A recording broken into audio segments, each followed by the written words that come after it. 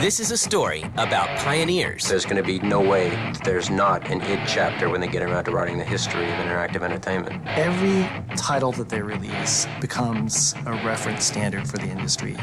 Demon killing. You're a space marine fighting your way to and through hell and back. Incredible graphics. The new engine for Doom 3, it's really revolutionary in the fact that it gives us the power to really create just about anything that we can imagine. They're just sitting there sometimes with their mouth open, just going, this is incredible. And a legendary gaming franchise. If you're going to list now the top 5 franchises in video gaming history, Doom's going to be on the list. Every gamer on the planet right now wants to get their hands on Doom 3. This is the history of Doom.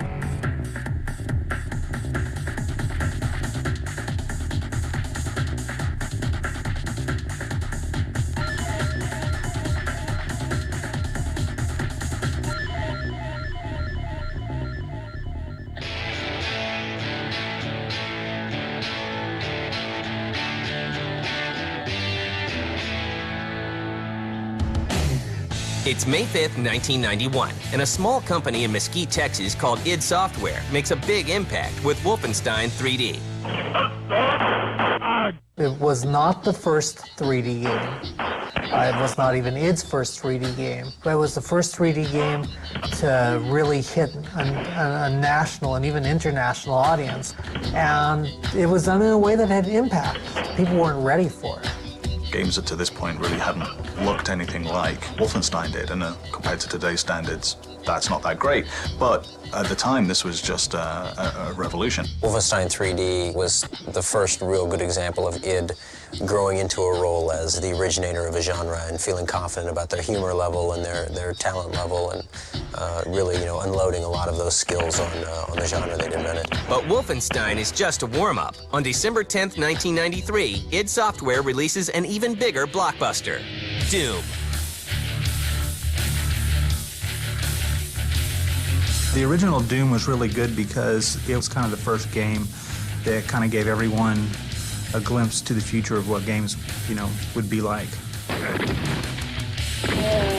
Deathmatch was an id terminology. The word probably existed beforehand, but was popularized by Doom. When people talk about frags and all the other terminologies, they're hearkening back to things that were set in place by Doom. We enjoyed the jump to the more kind of horror action with Doom, and of course it was also driven by what we were watching at the time. Doom was always about aliens and Evil Dead. There is no real way, to my knowledge, to estimate how many people have downloaded and played Doom shareware. I think you could make a very, very good argument that Doom was probably the most played computer game of all time, just because of all the people who downloaded it for free. Doom will rack up more than 10 million downloads in its lifetime. id follows up with Doom 2 1 year later, but then takes a break from the franchise to release Quake in 1996. Quake in its day was an absolutely phenomenal engine to debut with. It was just raw technology that you would look at and say, we haven't seen anything like this on the PC before. And then they took it a step further. It was actually brilliant fun to play in multiplayer, and really created the multiplayer shooter as a phenomenon event. id Software's games in general appeal to fans because they put out next-generation technology with their new big games, and they're able for PC gamers to take gaming where it hasn't been before. I was certainly a strong advocate of getting good 3D acceleration in early on, and we went out of our way to do some of the early things like the rendition version of Quake, the original GL Quake, being freely released. id continues to push the boundaries of technology with the release of Quake 2 in December 1997 and Quake 3 Arena in 1999. Quake was central in convincing every serious PC gamer you had to have at least a decent 3D card, and preferably the latest and greatest. Really, the big thing was when we went to Quake 3 requiring hardware acceleration on there. And that was, again, a somewhat gutsy move at the time, because there had been a few hardware-only games, but they had been these small niche products that generally hadn't been very successful. But once you were past that hurdle, you were never going back, and PC gaming changed forever, because that was the only way to play a shooter if you were serious at all. And Quake 3 was looked at in a lot of people's eyes as a bellwether of, is this going to be okay to do this at this time? And while Quake 3 wasn't our largest success, it was certainly a big enough success that everybody looked at and said, that, yeah, you could still take advantage of the hardware features and still be very successful. Every title that they release becomes a reference standard for the industry. It raises the bar once again. id Software is ready to start its next game, but the small developer must first face its inner demons.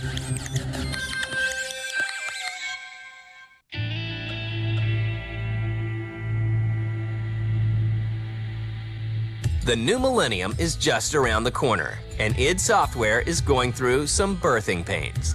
Every project, but the last couple ones we had been considering, well, you know, is it time to remake Doom with new technology and all that? At the end of Quake 3, we did have a little bit of an internal spat over where we were going with the next project. The only kind of foregone conclusion was that it was going to be single-player focused because there was a good contingent in the company that wasn't happy with the Quake 3 kind of activity level of gameplay. We wanted to really create this scary, intense, action-packed horror game, and everybody is much more afraid when they're alone.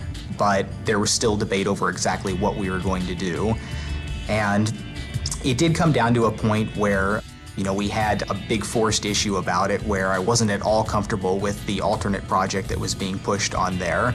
And it wasn't clear that we could come up with a clear, unified company direction on something brand new. And every project, but the last couple ones we had been considering, well, you know, is it time to remake Doom with new technology? John, when he was doing research on what the next generation of technology from id was going to be, came to the conclusion that he was going to be able to realize sort of the vision that he had in his mind's eye when he came up with the original idea for Doom, in that we could use and leverage that technology to really create this intense action horror game and make a really scary version of Doom. Originally, I was opposed to the idea. I was a bit concerned that the team that we had, which was a bit in transition, wasn't going to be able to really push Doom in a direction to sort of live up to the title. So I just kind of made that the stand and said, now's the time. We can do some really radically better stuff with new technology now. In hindsight, my opposition was absolutely wrong. The decision was great. Bringing back Doom is an exceptional challenge. We've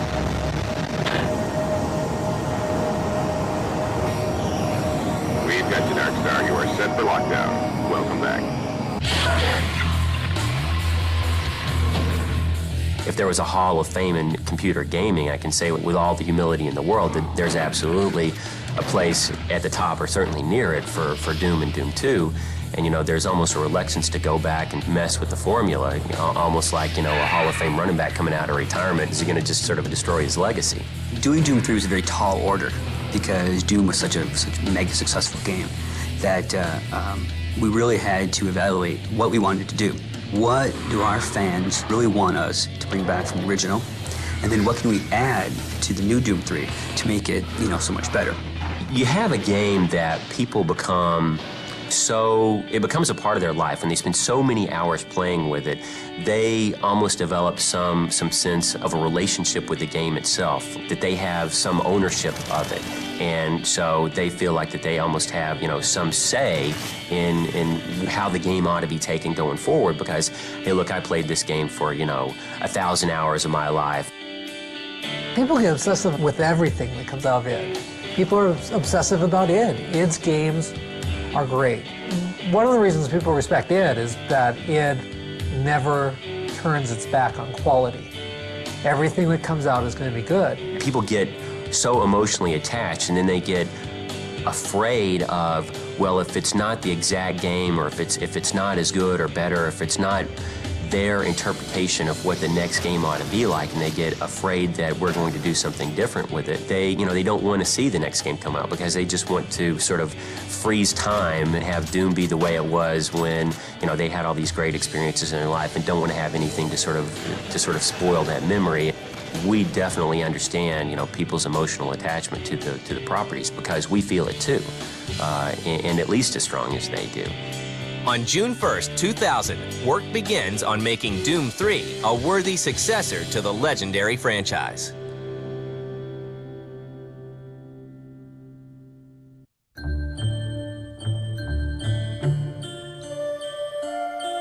It's the new millennium, and id Software is hard at work on Doom 3.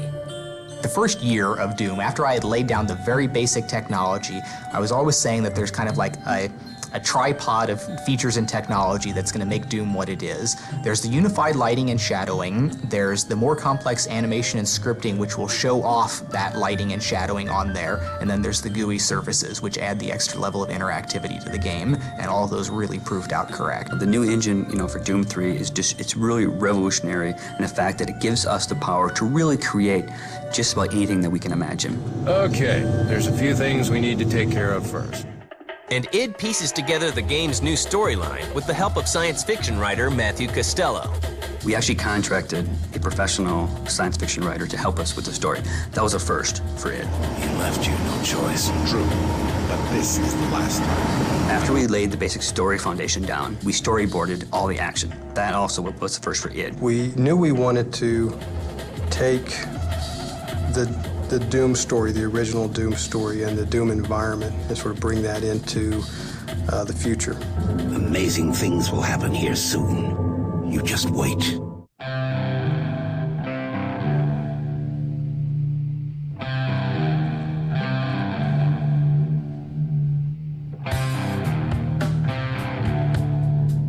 The story in Doom takes place as if the first two never happened. So it's very important that fans realize that this is not Doom 3, after Doom 2 Hell on Earth. This is Doom 3, whereas Doom and Doom 2 never happened. And so we knew we had those elements to work with, like the UAC, a research facility, Martian landscape. The player is back on Mars, and the UAC is conducting some super secret teleportation technology. UAC scientists have made discoveries that will forever change human existence. Then something went terribly wrong. Through some miscalculations and some arrogance, the UAC opens a portal to hell.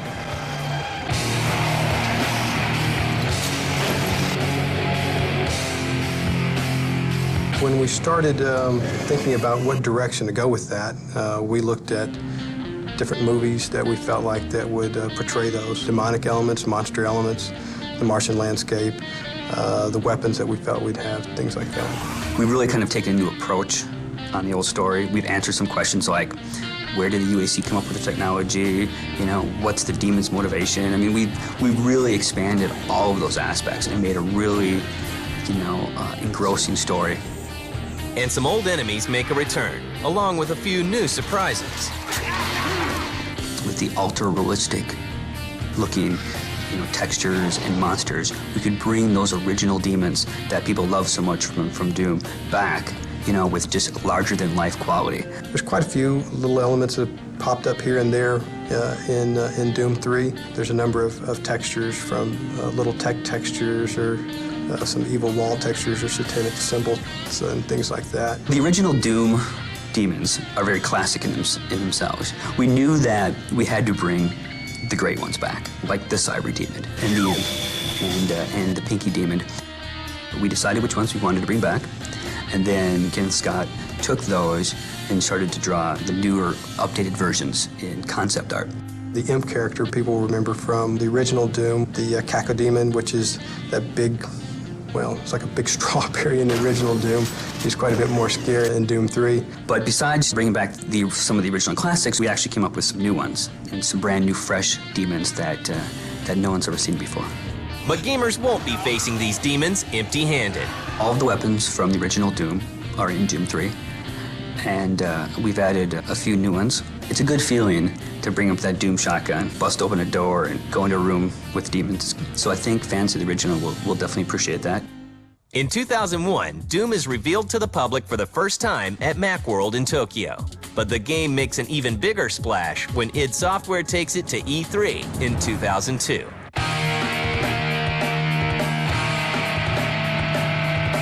The year that Doom 3 came out, people couldn't sit still. You would come out, you would tell people about what you had seen, how real it looked, how it was maybe Shrek quality animation and graphics. And they'd look at you blank-faced because there was no way it could be real. We had a 15-minute in-game kind of demo play, and we had seeds, and it was real dark, and it really kind of made the fans realize that the game's scary, that the game has movie quality, that it's over-the-top action. It really helped kind of deliver the message that what Doom was. Everybody knew what Doom, the original Doom was, but then they never knew what direction that we were taking with Doom 3. And this gave us the opportunity to show that direction. When it went out there and it just had this amazing reception on there, they're just sitting there sometimes with their mouth open, just going, this is incredible. People didn't believe it was real. The E3 judges, they had to come up to us and say, okay, would you like to go try it? Or would you like to see us play it so we can prove to you that this is not a fake, this is a real thing? We received great feedback. We won 5 awards that year at E3. It was a fantastic E3 for us. But just as id Software returns from a triumphant E3 showing, the unthinkable happens.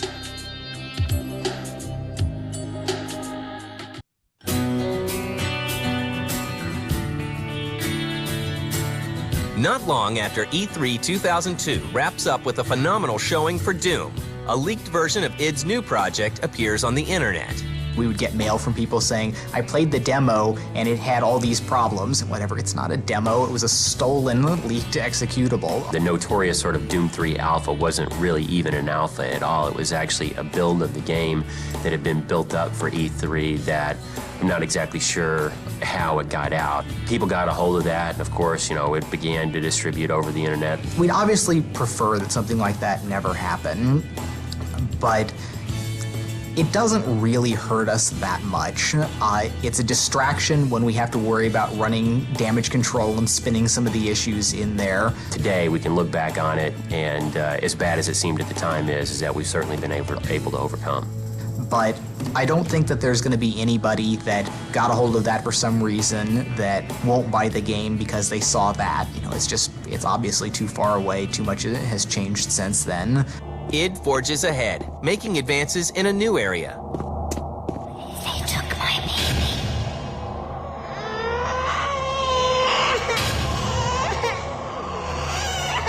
Audio in our games has always been, clearly second fiddle to rendering. But as computers have gotten faster and faster, that couple percent that we devote to audio has gotten more and more capable. One thing that we've done in Doom 3 that's very cool is we have a true 6-channel surround sound. And that gives us the ability to have sound and audio cues that happen around the player. So like, for instance, if a demon is sneaking up behind you, you can hear them. You're walking through a dark corridor and you'll hear whispers that circle you. It really kind of gets the player into the game because they're like in a wave of sound. And Chris Brenna, the former drummer for 9 Inch Nails, is brought in to lend his talent to the music in Doom 3. In Doom 3, the music is a little bit different than what we've done in previous titles. Usually, what we had is like a soundtrack that looped throughout the entire level or area that you're in. But in Doom 3, what we try to do is kind of make the world around you almost musical in its ambient sense. It's all kind of very, very different, very fluid, very, changing and unique. id's new game is also being developed for the Xbox.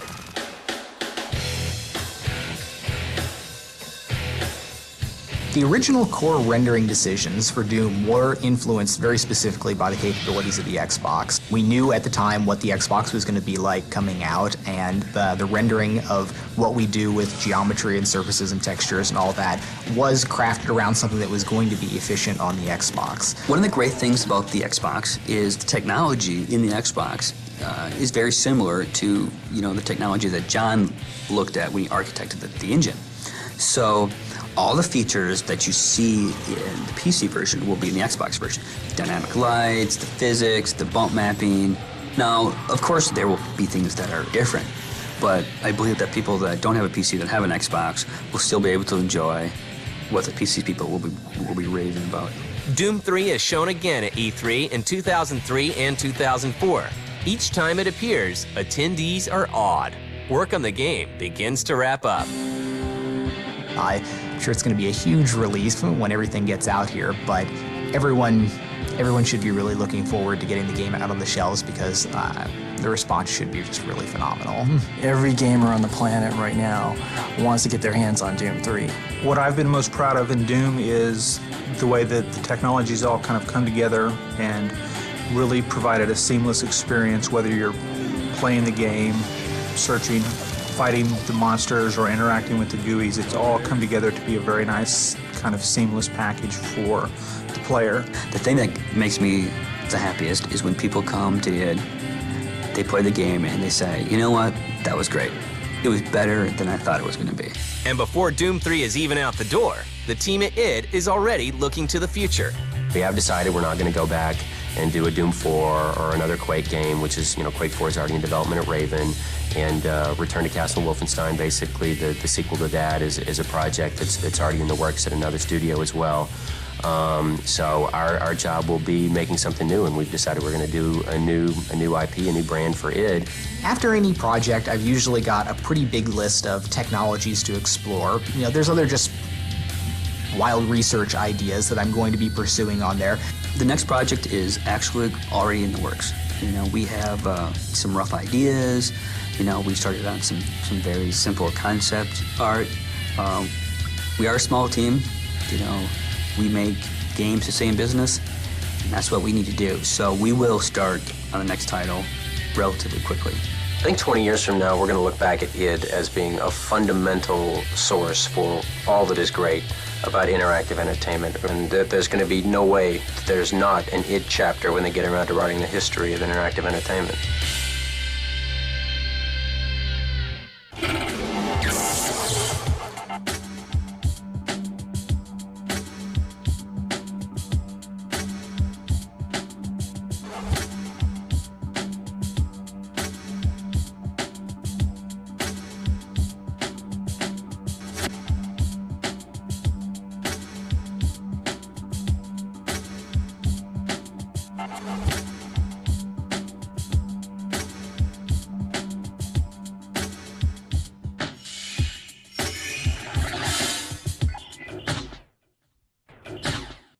The original Doom was a really significant jump in gaming technology for the time. We were making really big strides almost every single game every year. And Doom was a really significant kind of inflection point for things because all of a sudden the world was vivid enough that normal people could look at a computer game and understand what computer gamers were always excited about. With the new Doom game, we've been able to do what I think is one of the most important things for our game engines here, is we've unified the way all of our surfaces and lights interact. We're able to use the bump mapping technologies on the modern 3D cards to bring about detail into things that we can still run at a very rapid rate.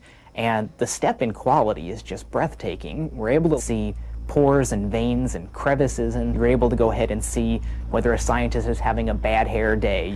Now, most of the time you don't get to see this much detail when you're just gunning down enemies, but occasionally something will happen. You'll turn around and there's a monster right there in your face. You see the slime dripping out of its mouth and blood coming off of it, and it's really taking it to a new level.